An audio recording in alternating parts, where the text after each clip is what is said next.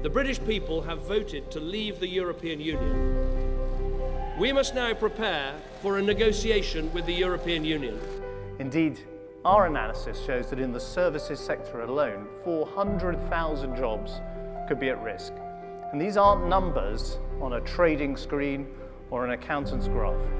We won't know what it means. There's a wide range of outcomes. They will change the laws and how we can service our clients around the EU. So for today, we can service EU companies here, freely, with systems, technology, research, investment banking, sales and trading. We can do it here. After a Brexit, we cannot do it all here.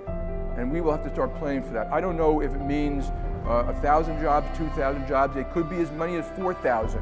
And they would be jobs both all around the UK. And over the last 6 years, we have reduced Britain's corporation tax rate from 28% to 20% today and 17% in the future. The strongest signal we could send the world would be to cut corporation tax still further. We should aim for a rate of 15% and preferably lower. With the Brexit vote confirmed,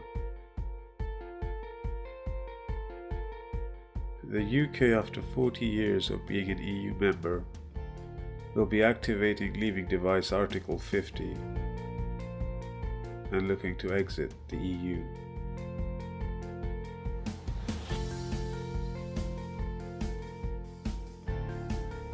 This will undoubtedly send shockwaves across the different tax regimes in the UK. Now that Brexit is confirmed, to alleviate the risk of foreign investment going to other EU nations, and to remain competitive and keep businesses in the UK, the UK government is bound to reduce the corporate or business tax rates over the coming years. However, this will eventually cause a shortfall in the total tax revenue the UK government collects through its tax take.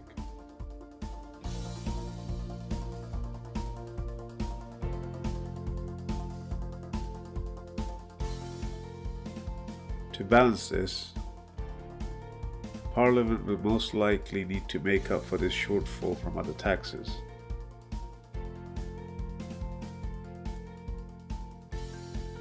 Most notably personal tax, which is the #1 source of tax take for the UK government.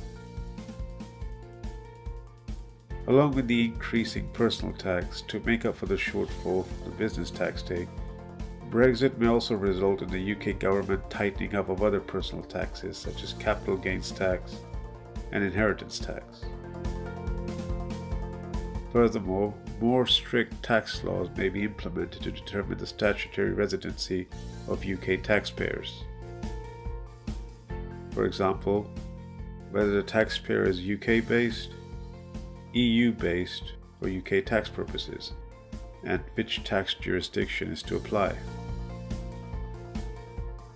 Parallel to the Brexit theatrics, over the past couple of years, HM Revenue and Customs have been busy working on a tax digitization initiative for all UK taxpayers. This was planned for a launch earlier this year, but was delayed, and will come into full effect from April 2018.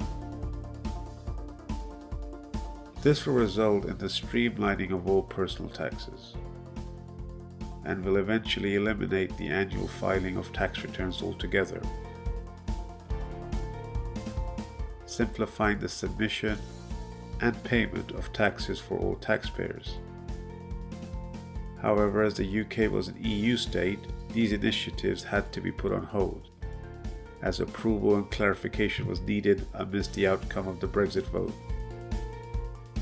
Now that the dust has settled, HMRC could now proceed full throttle with this digitization initiative.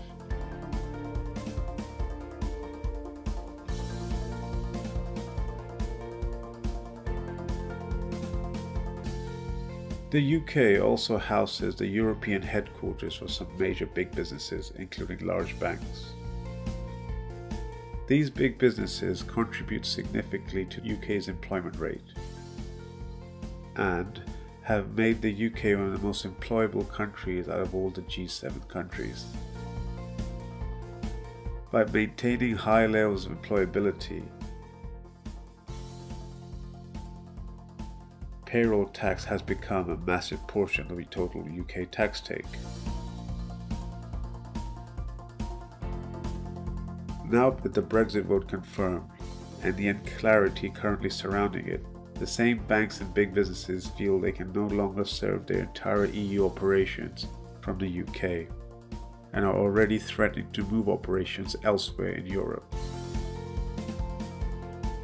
This would eventually result in large UK job cuts at these big businesses, affecting the UK employment rate over the coming years, and hence lead to a substantial reduction in the tax revenue the UK government took through the payroll taxes.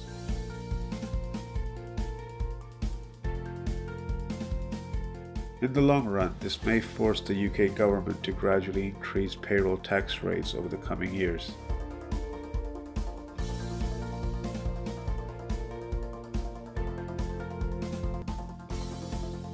And compensate for this loss in tax revenue. Furthermore, now that the UK is no longer with the EU, if an employer now wants to hire any staff from the EU, for each new staff there will be additional visa and immigration checks to be performed, similar to if a UK employer wanted to hire staff from anywhere else in the world.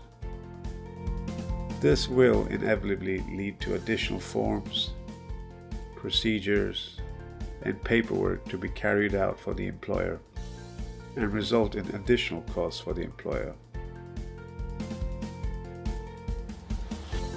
This will also potentially reduce the talent pool from which UK businesses could once previously hire suitable staff.